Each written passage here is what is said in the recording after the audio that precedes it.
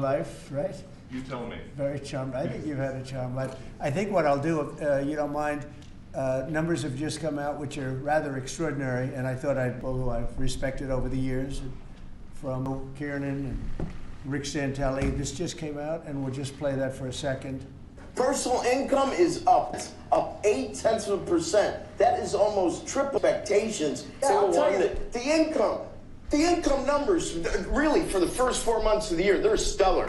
They're really 4 months of many different years. Really very strong numbers, and you're right. Is criticized for just about everything under the sun. I've never, ever in my lifetime had glimpses into the administration in the form of transparency like this one. Why don't we be, give credit where credit is due.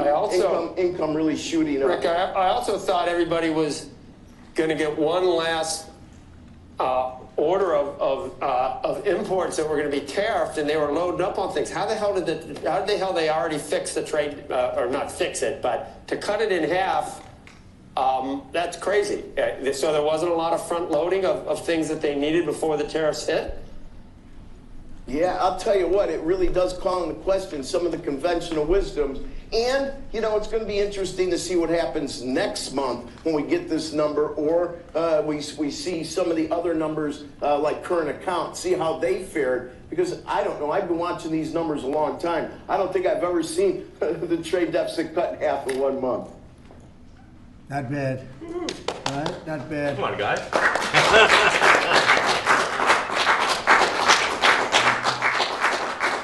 I see Howard and Scott are here, so it's great. You guys want to stand over here? You might as well. You're the ones that help produce those numbers, and it'll only get better. The tariffs are so important, and that's why we were so happy with the decision yesterday where the tariffs continue, because without the tariffs, our nation would be imperiled. We would really be imperiled. I think I can say that with great surety, Scott and Howard. And so we were very happy to get that decision, that big decision yesterday. And today it's about a man named Elon, and he's one of the greatest business leaders and innovators the world has ever produced. He stepped forward to put his very great talents into the service of our nation, and we appreciate it. And I just want to say that Elon has worked tirelessly helping lead the most sweeping and consequential government reform program in generations. And the kinds of things that he's found and his people have found. He's brought a group of very smart people in, and they found things that are pretty unbelievable.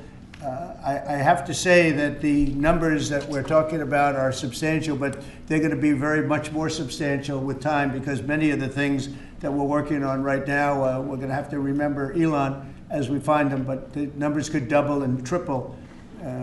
Because many things, we don't want to go out with them until we're sure, but we've found things that are unbelievably stupid and unbelievably bad. With the Department of Government Efficiency, Elon's delivered a colossal change in the old ways of doing business in Washington. DOGE has installed geniuses with an engineering mindset and unbelievably talented people and computers. I actually asked Elon one time, what's their primary thing? And they have a lot of primary things, all having to do with being smart. But he said the thing that they're really the best at is working with computers, so that they can't be outsmarted by somebody that's not so honest, that happens to also be good with computers, but not as good as these people. But the mindset in the senior ranks of every federal department, and it's really changed. And with Elon's guidance, they're helping to detect fraud, slash waste, and modernize broken and outdated systems. So as you know, we're talking about various systems and changing systems. And, sadly, it takes a long time to do that. You'll change, let's say, a system at IRS and computerize it properly, where the job can be done in 1/10 the time, but it takes sometimes years to rebuild those systems. But we've started, in many cases, I will say that this has less to do with Elon, but the air traffic control systems, we're bidding out to the best companies in the world, those systems right now. They were what the previous administration was horrible what they did. They spent billions and billions of dollars, and in the end, it didn't even come close to working. They tried to hook up wire to copper, and it can't be done. And they just spent billions of dollars and just wasted money. Actually made the system much worse. So we're going to get a brand new modern system. Congress is working with us on that, and we're going to get it done as quickly as we can. But it's in the works, and once it's done, it'll be good for 30 years. But we have a system that's 48 years old and would have a modern computer hooked into a very outdated computer, and they don't hook up. I mean, they didn't hook up. So after spending billions of dollars, they turned on the system, and in never any cases, from local to countrywide, they never worked. More than 75,000 bureaucrats have voluntarily left their taxpayer-funded jobs to come out and really do the job. Countless wasteful and unnecessary contracts have been terminated, and you know that we have terminated many, many contracts, and many contracts, Elon, are right now being looked at, yes. And it may be 6 months, it may be almost a year in some cases. We're going through procedures, we're going through courts, and we'll remember you as we announce billions of dollars of extra waste, fraud, and abuse. Just as an example, DOGE canceled $101 million for DEI contracts at the Department of Education, $101 million, and that was just in a small section of the Department of Education. $59 million for illegal alien hotel rooms in New York City, and the landlord never made the kind of money that he made in the last short period of time. $59 million to a hotel in New York City, $45 million for diversity, equity, and inclusion scholarships in Burma. In Burma, does anyone know about Burma? $42 million for social and behavioral change in Uganda. $40 million to improve the social and economic inclusion of sedentary migrants. I can say it's $2 billion to Stacey Abrams and her environmental movement. There was $100 in the account, and all of a sudden they found $2 billion in the account. And I assume that's being looked at. I don't know, I'm not sure, but I assume that's being looked at. Think of that, $2 billion. And then Lee will tell you there's another one over there for $20 billion being spent on another environmental question. $20 billion, not 20 million, a lot, not 200,000, which is a lot. So think of it, in her case, you have $100, and now all of a sudden she gets hit with an infusion of $2 billion just before I take office. $20 million for Arab Sesame Street in the Middle East. Nobody knows what that's all about. Nobody's been able to find it. $8 million for making mice transgender. So they spend $8 million on making mice transgender. And those are better than many of the others. I could sit here all day and read things just like that, but we have other things to do. So it's much, much more than just that. We're totally committed to making the DOGE cuts permanent and stopping much more of the waste in the months to come. We want to get our great, big, beautiful bill finished and done. After that, we put some of this into the bill, but most of it's going to come later. We're going to have it cauterized by Congress, affirmed by Congress.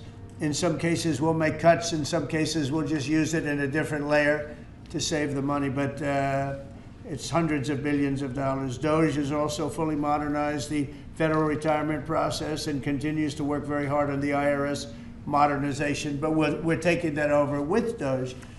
Many of the DOGE people, Elon, are staying behind, yes, too, so they're not leaving. And Elon's really not leaving. He's going to be back and forth, I think. I have a feeling. It's his baby, and I think he's going to be doing a lot of things. But Elon's service to America has been without comparison in modern history. He's already running one of the most innovative car companies in the world. You look at his factories and compare them with some of the old factories we have, and it's a big difference. And the most successful space company, and I guess in history you would have to say the largest free speech platform on the internet, etc. Yet Elon willingly, with all of the success, he willingly accepted the outrageous abuse and slander and lies and attacks because he does love our country. I know that very much. He loves our country. He comes from another country that's going through trials and tribulations, I would say. But he's all about the USA, and Americans owe him a great debt of gratitude. So I just want to thank Elon for his time as a special government employee. Can you imagine? They called him an employee but it's a special government employee, and for coming and helping us, and he really has changed the mindset of a lot of people. A lot of people thought, you know, maybe we'll cut 1% or 2% or 3%. Then they said, wow, we can cut a lot more than that. And we're going to do it very surgically. We're going to continue on the march. We're making America great again. When I was in Saudi Arabia, and we were in, as you know, 3 really great countries, predominantly the 3. Qatar was great, UAE was great, Saudi Arabia, incredible. Like such an incredible experience to be in those 3 countries. But the Crown Prince of Saudi Arabia, and I must tell you, the leaders, the great leaders of the other 2 that we just mentioned, they all said the same thing, that the United States is the hottest country right now anywhere in the world. And 6 months ago, we thought it was dead. It was like a dead country. And it would have been a dead country if we didn't have the right result on November 5th. It would have been a horrible, horrible situation was going on with the borders, with transgender for everyone, men playing in women's sports, and so much more. But they were saying the hottest country anywhere in the world. And then I played that little clip because I was one person who's respected, or 2 people, because Joe was in that one too. Joe's a good man. But that was one group of people saying something about the success of what we've done over the last 4 months. They cannot believe it. In the one case, they said they've never seen anything like it as long as they've been doing what they've been doing. They've been doing it for a long time. So I want to thank Elon for helping. And again, you know, the United States right now is the hottest country anywhere in the world. There's no country as hot, and we're doing really well. We came, when I left, we had no wars, we had no problems. We defeated ISIS, we rebuilt our military, and we had no inflation. And when I came back, we had a lot of inflation. We had wars all over the place. We had the embarrassment in Afghanistan where we gave up billions and billions of dollars of military equipment, the most embarrassing moment in the history of our country, I believe. I believe that strongly. We have Russia with Ukraine. We had the attack on Israel in October, the horrible attack, October 7th. Horrible, horrible attack. Nobody's ever seen anything like it. And now we have something where we're really healing a lot of that. We stopped India and Pakistan from fighting. I believe that could have turned out into a nuclear disaster. And I want to thank the leaders of India, the leaders of Pakistan, and I want to thank my people also. We talked trade. And we said we can't trade with people that are shooting at each other and potentially using nuclear weapons. And they're great leaders in those countries, and they understood, and they agreed. And that all stopped, and we're stopping others from fighting also, because ultimately we can fight better than anybody. We have the greatest military in the world. We have the greatest leaders in the world. We put one of them in charge of the Joint Chiefs of Staff, as you know, General Raisin Kane. And we wiped out ISIS, completely wiped out ISIS in 3 weeks. They said it would take 5 years, and we did it in 3 weeks. And that's the way it is, but we don't want to have to use our military. We want to be peace through strength when we can, and that's the way we're going to have it. So I just want to thank Elon and all of his people. Most of those people are staying, almost all of them are staying, and they're going to be with us. And you're going to see the results coming long into the future. Even a year and 2 years later, you're going to see a lot of the results, and those hundreds of billions of dollars are going to be adding up, and they're going to continue to add. It'll be interesting, really interesting to see what the final number is going to be. But again, Elon gave an incredible service. Nobody like him, and he had to go through the slings and the arrows, which is a shame because he's an incredible patriot. The good news is that 90% of the country knows that, and they appreciate it, and they really appreciate what he did. And I gave him a little special something we have here. Thank you. A very special that I give to very special people. I have given it to some, but it goes to very special people, and I thought I'd give it to Elon as a presentation from our country. Thank you. Thank you, Elon. Thank you. Take care of yourself. Thank you. You see the lock. The lock on this is amazing. That's right. Large lock. Well, let me say perhaps a few words. that this is not the end of Doge, but really the beginning. My time as a special government employee necessarily had to end. It was a limited time thing. It's 134 days, I believe, which ends in a few days. So, so that it comes with a time limit.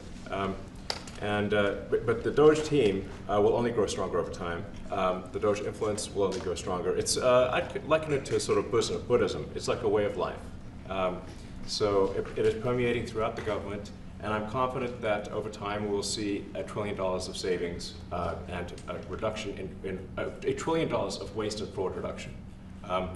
The calculations of the Doge team thus far, in terms of an FY25 to FY26 delta, are over 160 billion, and that's climbing. We expect that number will probably go over 200 billion soon. So I think the Doge team is doing an incredible job. They're going to continue doing an incredible job, and I'll continue to be visiting here and be a friend and advisor to the president. And I look forward to times being back in this amazing room. By the way, isn't this incredible? Look at this incredible. I mean, it's stunning. I think the way that the Oval Office, how the president has just completely redone the Oval Office is beautiful. I love the gold on the ceiling. Thank you. It's pretty nice. Yeah.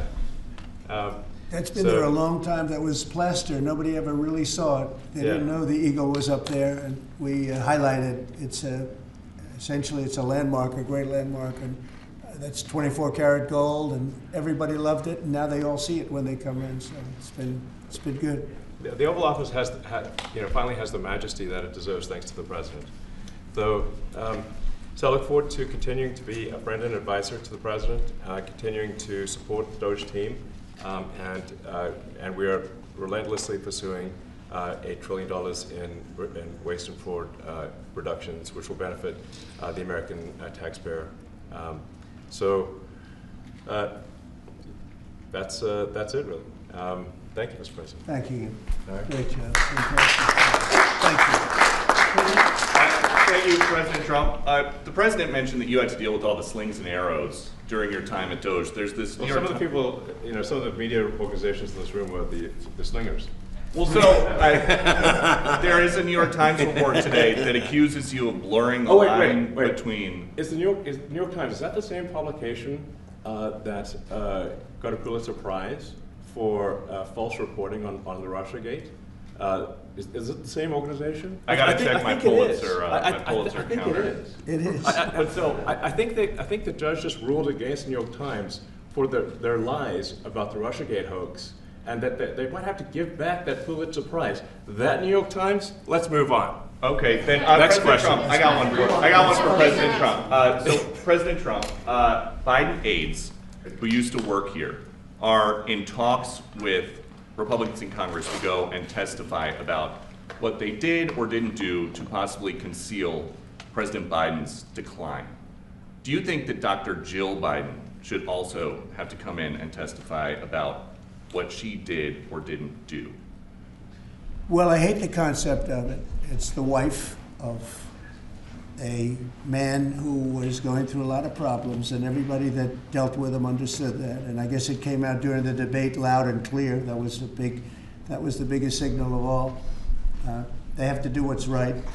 The country was there was a lot of dishonesty in the election, as you know, of 2020. That's been now caught. People understand it. It was a rigged election.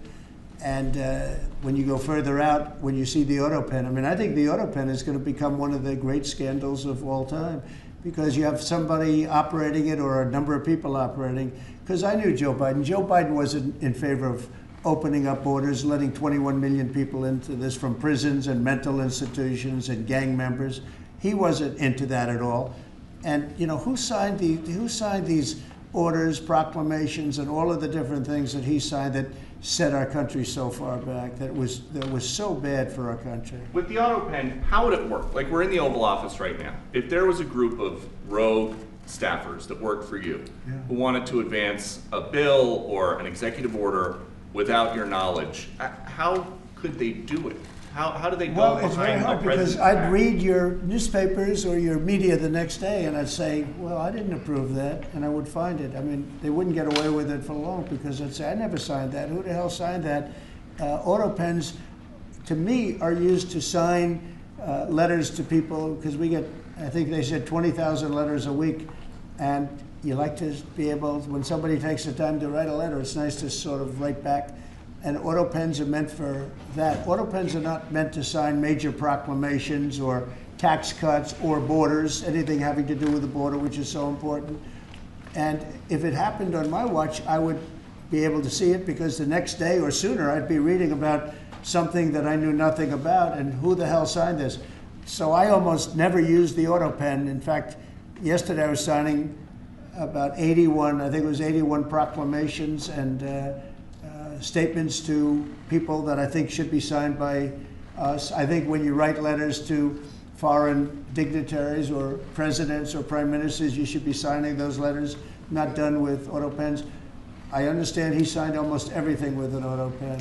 It's a very dangerous thing. It really means you're not president. Whoever operated the auto pen, and we think we know who that is, and it was actually more than one person, but that's not what the presidency is all about. I hardly used to use it. Mr. President, Are you going to reinstate the tariffs on China? You said that they violated the agreement with the U.S. Well, they did. They violated a big part of the agreement we made. You know, if you read that whole statement, I was very nice to them. I helped them because they were in trouble with the stoppage of a massive amount of business. But I'm sure that I'll speak to President Xi, and hopefully we'll work that out. But yeah, there's a violation of the agreement. Yeah, please. Mr. President, can you give us an update to the latest ceasefire agreement that Israel has agreed to, but Hamas is still considering? Well, they're very close to an agreement on Gaza, and we'll let you know about it during the day or maybe tomorrow, and we have a chance of that. And I think we have a chance of making a deal with Iran also. They don't want to be blown up. They would rather make a deal, and I think that could happen in the not too distant future. That would be a great thing if we could have a deal without bombs being dropped all over the Middle East. That would be a very good thing. They can't have a nuclear weapon. We want them to be safe. We want them to have a very, very successful nation. Let it be a great nation, but we can't have them. They cannot have a nuclear weapon. It's very simple. And I think we're fairly close to a deal with Iran. Mr. Musk, I have a question for Elon. Yeah, please. You said just now that you look forward to being a friend and advisor to the president. So do you Well, I am. expect to continue I always advising the president and Doge informally, or are you going to sort of shift your focus entirely to your companies? Well, I expect to continue to provide advice whenever the president would like advice. I hope so. I mean, yeah, I expect to remain a friend and an advisor, and certainly if there's anything the president wants me to do, I'm at the president's service. Mr. Musk, on Doge, you said that there was $1 trillion promise for cuts from Doge. Yes, I think we do expect over time to achieve the $1 trillion. But what have you found in your time here was the biggest roadblock to getting those cuts? Was it the cabinet, or was it Congress, or something else? What was the biggest roadblock from your work? It's mostly just a lot of hard work. It's really not any one person or Congress. It's going through really millions of line items and saying just each one of them makes sense, what does not make sense. Obviously, at times when you cut expenses, those who are receiving the money, whether they're receiving that money legitimately or not, they do complain. And you're not going to hear someone confessing that they received money inappropriately. Never. They're going to always say that they received money appropriately for an important cause. Naturally, that's what you'd expect. So we just have to. It's just a lot of work going through the vast expenses of the federal government and just really asking questions. What's this money for? Are you sure it's actually being used well? Many times we can't even find anyone who defends it. So for a lot of the expenses, there is actually no defender at all. And then we have to just work through the process of stopping the spending, where there's often literally no defender. Nobody even knows why the money's being spent. It's truly absurd. I mean, we find situations where there are millions of software licenses with 0 people using them. 0.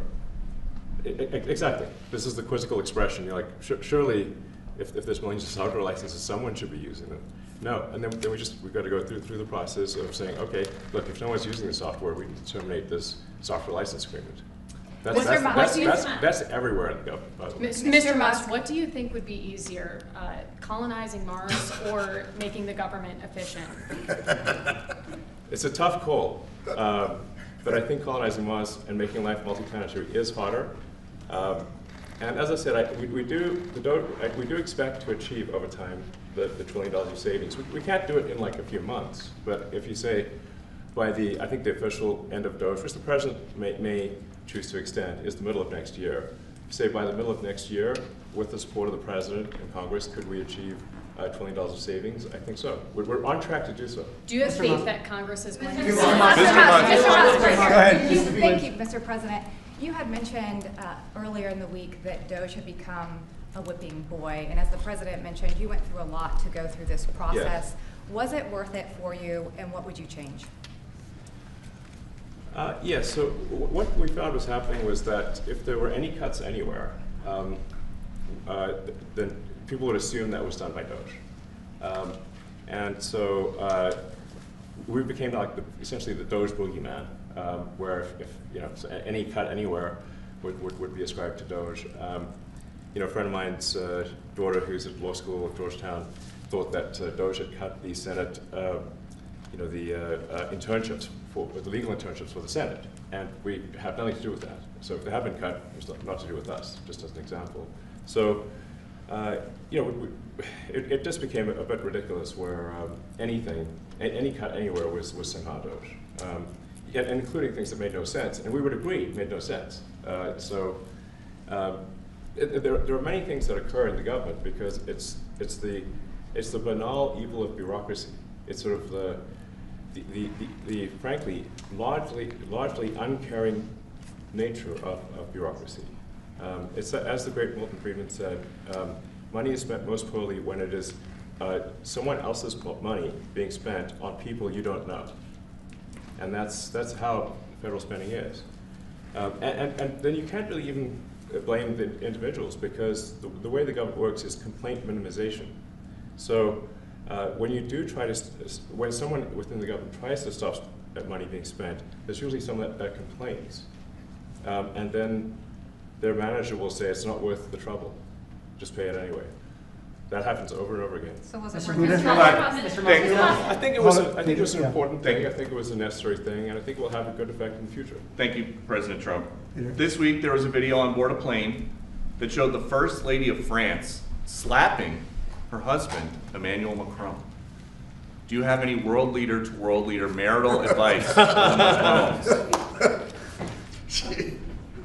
Make sure the door remains closed. That was not good. No, I spoke to him, and he's fine too. They're fine. They're two really good people. I know them very well, and I don't know what that was all about, but I know them very well, and they're fine. What do you think about this Democratic Party plan to avoid being swept in every battleground state again by spending $20 million to study how to speak to American men? Well, they spent 2.8 billion. We spent 1.5. We spent much less. We spent about half of what they spent, and at the end they were $28 million short. They had to be. They spent 2.8 billion. It's a lot, but they couldn't get 28 million at the end, and now they want to spend. I read that they want to spend money to learn how to talk. That's fake. You don't want to be fake. You shouldn't have to hire consultants to say what America needs, because then the consultants should be running the deal, not them. But I read that they want to spend a lot of money in each state. So we won all 7 swing states, 7 out of 7. We won a lot more than that. We won the popular vote. We won everything, and they want to spend money to find out what they did wrong. And I mean, I could tell you what they did wrong. I could tell you every one of their programs. When they say men playing in women's sports, I would say that's not a winner. When they say transgender for everybody, I think that's not a winner. When they say open borders so the entire world population of criminals can pour into our country, I don't think that's a winner. I mean, I just gave them that for free. But I don't know if they'll change their ways. I see them all the time. I see people that I know in Congress, Democrats, they're trying to justify some of the things I just said. You can't justify them. You know, I always hear they're 80-20 issues. I say they're not 80-20, they're 97-3. They might be 99-1. They're not 80-20. They wish they were 80-20. And they're wasting a lot of money if they're going to continue with that nonsense. And this one's a little bit more of a page 6 question, but back when you hosted The Apprentice, you mentioned once in 2012 that Diddy was a good friend of yours back then. He has since found himself in some very serious legal trouble. Yeah, that's true. Would you ever consider pardoning him? Well, nobody's asked. You had to be the one to ask, Peter, but nobody's asked. But I know people are thinking about it. I know they're thinking about it. I think some people have been very close to asking. First of all, I'd look at what's happening, and I haven't been watching it too closely, although it's certainly getting a lot of coverage. I haven't seen him. I haven't spoken to him in years. He used to really like me a lot, but I think when I ran for politics, that relationship busted up. From what I read, I don't know. He didn't tell me that, but I'd read some little bit nasty statements in the paper all of a sudden. You know, it's different. You become a much different person when you run for politics and you do what's right. I could do other things, and I'm sure he'd like me, and I'm sure other people would like me, but it wouldn't be as good for our country. As we said, our country's doing really well because of what we're doing. So I can't. It's not a popularity contest. So I don't know. I would certainly look at the facts. If I think somebody was mistreated, whether they like me or don't like me, it wouldn't have any impact on me. Mr. President, on the big beautiful bill, would you like to see the Senate build in some support for your tariffs on the big beautiful bill, or should that be a standalone bill? I have great support on the tariffs. I mean, I was so honored that we got that ridiculous stay lifted, because that would have taken away presidential power. It would have taken away everything that was granted by the founders. It would have been a terrible thing. And it would have, most importantly, would have left us vulnerable. We have a lot of countries that use tariffs on us and use them viciously, actually, viciously. And if we didn't have the power to use tariffs on them, and instantly, not when you go back to Congress and try and get hundreds of people to agree on something, that would take months to get just one simple proclamation. If we didn't have the power to counteract their powers, you wouldn't have a country left. We have to act fast. We have to be fast and nimble, as they say. And that was a really great moment, I think, yesterday when that stay was lifted. And hopefully now we'll go to court and just win that battle. Because if we don't have the power to do what they're doing to us, we are going to be a great nation no longer. Elon Musk was once idolized by folks on the left in this country before joining your administration. Now he's considered a hero by conservatives. Why do you think this man, what he's done in American life, has been so politicized? Does it only have to do with you? His life has been amazing. I mean, I look at so many different things. I look at that rocket being, guided back into position. I've never seen that before. I thought it was a space movie. I thought it was a movie. You look at what he's done in terms of communication. It's been unbelievable. So many different, even tunnels going underground, not having to go through all the process of going, he's got a company that does that. He's got so many different companies. Starlink, as an example. He saved a lot of lives, probably hundreds of lives in North Carolina. I don't even know if you remember, but I called you. They needed Starlink in North Carolina. And I didn't know what the hell Starlink was. I said, what is it? Who owns it? He said, do you know Elon Musk? I said, yeah, I happen to know the gentleman. This was before his government stay. And they said, we really need it, because North Carolina became an island. It was, people had no communication. They had no access to anything, and they were dying.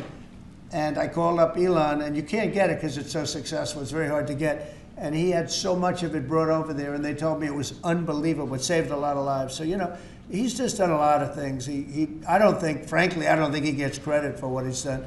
But he's a very good person too. You know what? If he wasn't a good person, but he did the same things, I'd probably maybe speak differently. He happens to be a really good person who loves the country. Mr. President, on the one big beautiful bill, you had indicated this week that there were some things you didn't like about what had passed in the House. What changes do you want to see the Senate make? And you had also indicated there were things you didn't like about the bill. What would you be suggesting he push senators to change in their version? Well, I'll tell you, I'll go first. It's an unbelievable bill. It cuts your deficits. It cuts, it's a huge cutting. But there's the things I'd like to see maybe cut a little bit more. I'd like to see a bigger cut in taxes. It's going to be the largest tax decrease or a cut in the history of our country. I'd like to see it get down to an even lower number. I was shooting for a slightly lower number. I would have liked to have done that. But with all of that being said, when you look at the tax cut and the fact that the original tax cut, which made us so successful, we had the most successful 4 years in the history of our country, the economy, and this is going to be even better. And you see that by the reports that came out just yesterday or tonight. I guess they were released this morning at 8 o'clock. You see the kind of numbers where somebody that's a pro is like, whoa, I haven't seen numbers like this since I've been doing this. You know, these are human emotions of professionals that have never seen numbers like, and we've just started. The bill is a great bill. It's going to be jiggered around a little bit. It's going to be negotiated with the Senate, with the House. But the end result is it extends the Trump tax cuts. If it doesn't get approved, you'll have a 68% tax increase. You're going to go up 68%. That's a number that nobody's ever heard of before. You'll have a massive tax increase. If it does get approved, you'll have a large tax cut, the largest we've ever had. When you add the past tax cuts that we got you, the Trump tax, they call them the Trump tax cuts. It's an amazing bill. It does amazing things. With all of that, it's going to be adjusted a little bit over the next coming weeks, and I think it's going to be passed. The Republicans want to pass it. With all of the great things it does, including an extension of debt, it's the extension. We have to extend the debt. If we don't extend debt, we're in default. Now, the Democrats might like our country to be in default, but in 250 years, we've never been in default. That was handed to them by a very well-meaning man that gave it to them because he thought it was the right thing to do. It could have been their problem before the election, but this man thought it was the right thing to do, and he was well-meaning. I don't hold anything against him for that, but that was put on our plate when it should have been on the Democrats. September 28th, a famous date. It should have been taken care of by the Democrats, but this person, a man of power, gave it to us so that in June that comes due. Well, we have to take care of that because if we don't take care of it, we have a country in default, and we don't ever want to have a country in default. You know, I'll tell you, a certain senator, Elizabeth Warren, said that she would never, ever allow a default on our debt. She would never let it happen, and she would like to get rid of the debt ceiling, what's called the debt ceiling. I call it the debt extension because we really need an extension. That she'd like to see that gotten rid of. And there are many people that agree. Many Democrats agree with that. But we gave that through, and you know, I don't want to say an error. He did it well-meaning. They gave that to us. It was a Democrat problem just before the election. Would have had a huge impact on the election. And to our benefit, we won anyway, but to our benefit. But felt that really for the good of the country, we should extend that. But Elizabeth Warren and various other people would like to see that, her whole career she wanted to see it terminated, gotten rid of, not being voted on every 5 years or 10 years. And the reason was because it's so catastrophic for our country. And I always agreed with her. That was one thing I agreed with her on. Now, I haven't spoken to her, but I would say that if you asked her that question now, she'd say, no, it's their problem. But it's a very unfortunate situation. It's a very unfair situation. And she happened to be right on that. It should be gotten rid of, or it should simply be extended. But that's one of the things that gets taken care of in this bill. That automatically gets extended for a 4-year period, and it should be. But I agree with Elizabeth Warren on that. I think you should get rid of it. It's too catastrophic. Yeah, please, go ahead. What message do you like to send to international students? Are they still welcomed to study in the United States? And one question for Mr. Musk. To students? Well, we want to have great students here. We just don't want students that are causing trouble. We want to have students. I want to have foreign students. I think Harvard, you know, it's close to 31%. That's a lot. Our country's given $5 billion plus to Harvard over a short period of time. Nobody knew that. We found that out. I wouldn't say that was a Doge thing, but we found that out over a period of time. That was sort of a Trump thing. We ended up in litigation for other reasons because they're very anti-Semitic. And in finding out and in going through the books, we found out that the country gave them $5 billion plus, much more than that actually. And we're having it out with them, and let's see what happens. I think we have a very good, well, it's a very sad case. It's a case we win. We can't lose that case because we have the right to make grants. We're not going to make any grants like that.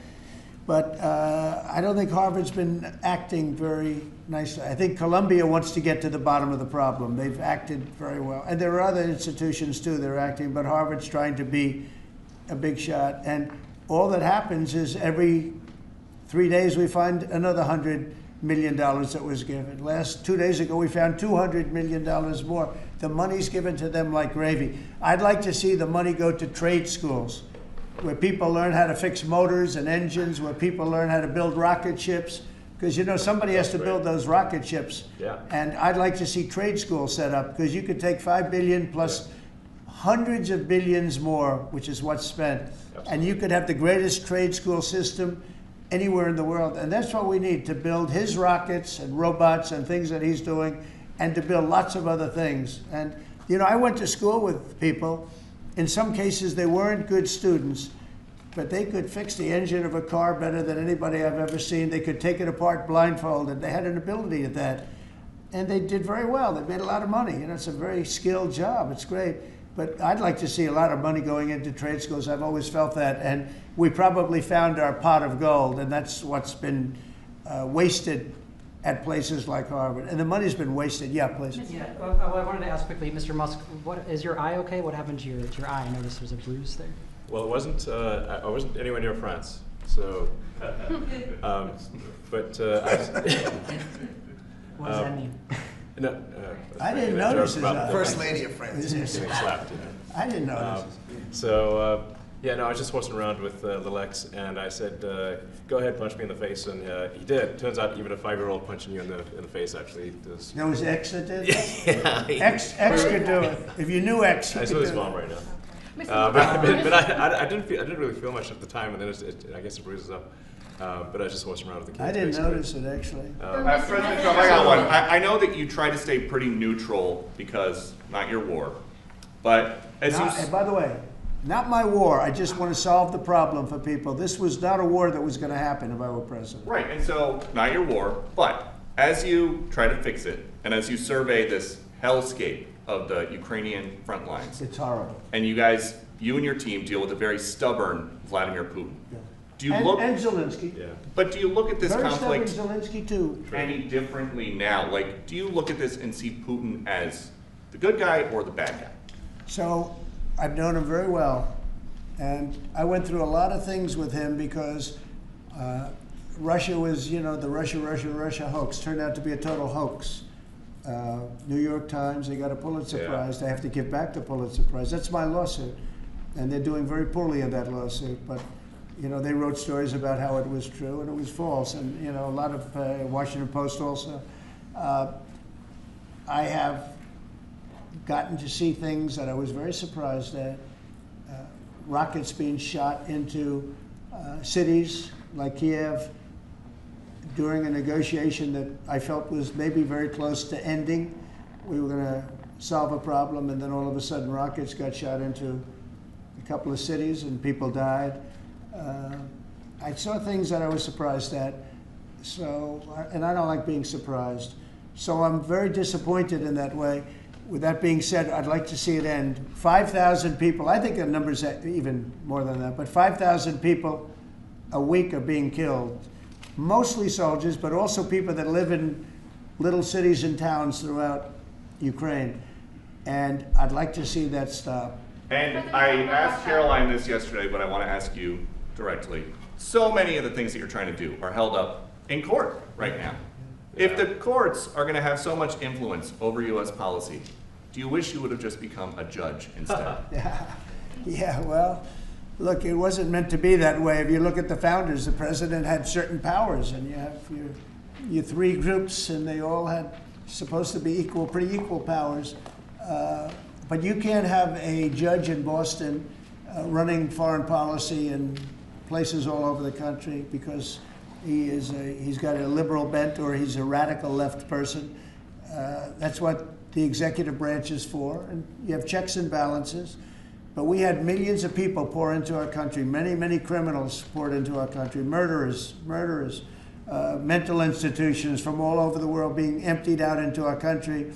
And if we don't get them out and get them out quickly, could lose your country very easily. This is a bad, that anybody would allow this to happen to our country. You know, with all of the things, we took over inflation, we took over some wars, we took over a lot of problems that didn't exist when I was president. None of it existed. We wiped out ISIS.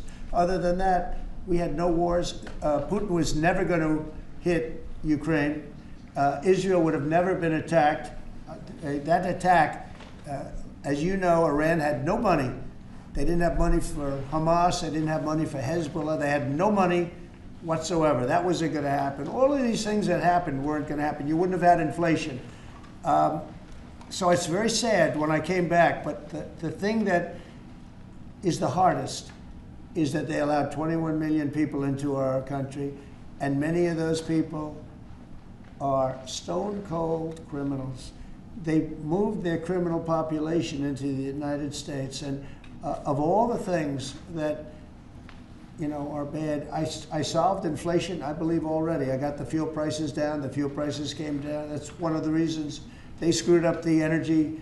They screwed up the cost of gasoline and oil and gas. And you had tremendous inflation, the greatest inflation probably in the history of our country under Biden. And when people said, oh, but the economy was, no, the economy was terrible for the people because they couldn't afford the energy. And the energy brought everything else up. Energy is the big deal. But with all of that, we solved that already. In 4 months, we solved it. $1.99, $1.98 gasoline. First time people have seen that in a long time since my term. But the hardest thing to solve is millions of people pouring into our country, many of whom are criminals. Because remember, these countries are smart. Their leaders are very street smart. They're sending the people that they don't want. They don't want the people that are there, that are law-abiding, that are productive, that are working hard. They want people that are in jails. We have them. They allow them to come in. And I always look to the other side, like, why would somebody do something? You know, in business, I try and study, why would they want to do this? Why would they want to sell it? Why would they want to buy it? One thing I can't figure out is, what would an administration, what were they thinking when they allowed millions of people from prisons all over the world, not just from South America, Venezuela, all over the world, from the Congo in Africa, hundreds of people, thousands of people from the Congo, rough prisoners, from Asia, from Europe, rough parts of Europe. Why would they allow them to come into our country? Why would they do that? It's the one thing I can't figure out.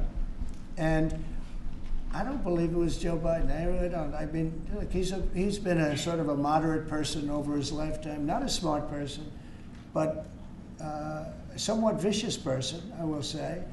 If you feel sorry for him, don't feel so sorry because he's vicious. What he did with his political opponent and all of the people that he hurt a lot of people, Biden. And so I really don't feel sorry for him, but he wasn't a person that would allow murderers to come into our country. He wasn't a person that was in favor of transgender for anybody that wanted it, take kids out of families, et cetera, et cetera. So I just don't understand why a thing like this, how a thing like this could have been allowed to happen. Very sad. It's very sad for our country. If I could add something,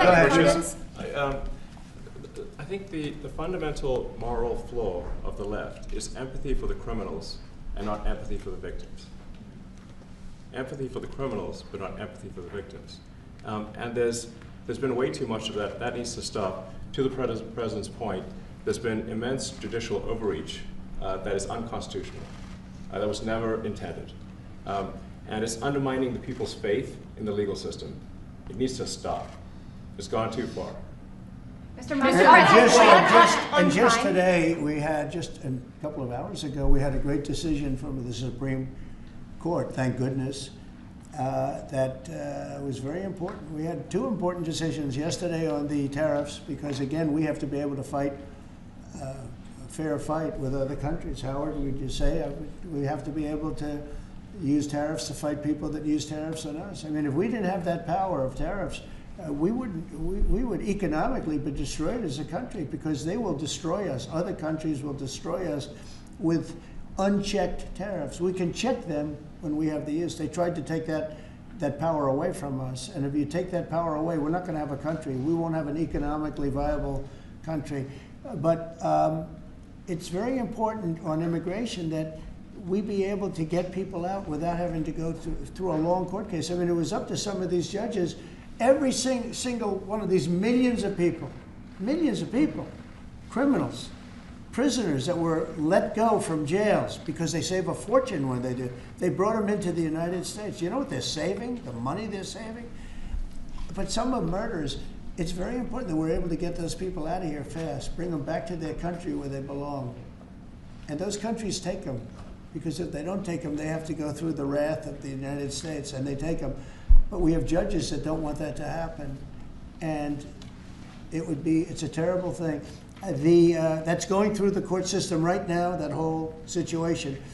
But when ICE and with Border Patrol, they've done an incredible job. When they do this incredible job and they capture 100 killers and drug dealers, and we can't keep them for years here as we go through trials. We have to get them out rapidly, and we know who they are. We know who they are. And we're very careful about who they are, but we have to get them out rapidly, or again, we're not going to have a country. Okay? Maybe one or two more. Go ahead. Are you concerned that tariff may also affect companies like Tesla, which has parts manufactured abroad? And this is also to you, Mr. Musk. Well, he's going to end up building his whole car here. I mean, I thought he built his whole car. Pretty much he does. He's got incredible factories, and like I looked at one in Texas. It's unbelievable. No, all of the manufacturers will build their parts here too. I mean, it used to bother me. They make a part in Canada, a part in Mexico, a part in Europe, and it's sent all over the place, and nobody knew what the hell was happening. I think it's ridiculous. You build a car, make it in America, and I gave them a little leeway on that. You know, gave them some leeway. But over the next year, they've got to have the whole thing built in America. That's what we want. We want America to buy American-built cars. Thank you very much, everybody. Thank you, Press. Thanks, guys. Thank you, guys. How was your meeting with Jerome Powell? Thank you, guys. Good meeting. Thank you, guys. It was a good meeting. Are you considering Thanks, guys. Keep going, keep going, keep going. Thank you. Thanks, guys. Let's go straight out here. Thank you. Thanks, guys. We can come back for the chords. Right, you want me to take the...